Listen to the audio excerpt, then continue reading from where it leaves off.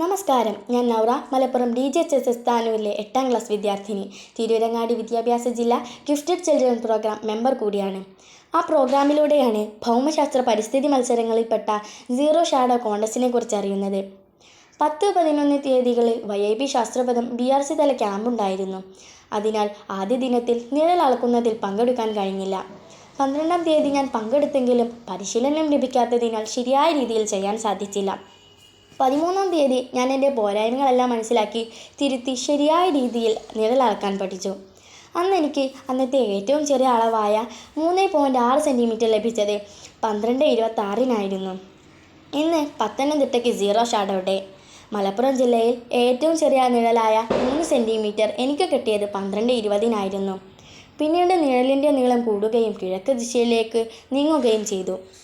ലളിതവും രസകരവുമായി ശാസ്ത്രസത്യങ്ങൾ ഇതുപോലെ നേരെ അനുഭവങ്ങളിലൂടെ പഠിക്കാൻ സാധിക്കുകയാണെങ്കിൽ പഠനം എത്ര രസകരവുമായിരുന്നു എന്ന് ഞാൻ ചിന്തിക്കുന്നു. ഇതിന് അവസരമൊരുക്കുന്ന ടീം ഗ്രീൻ ക്ലീൻ കേരളയ്ക്ക് എൻ്റെ നന്ദി അറിയിക്കുന്നു. Thank you.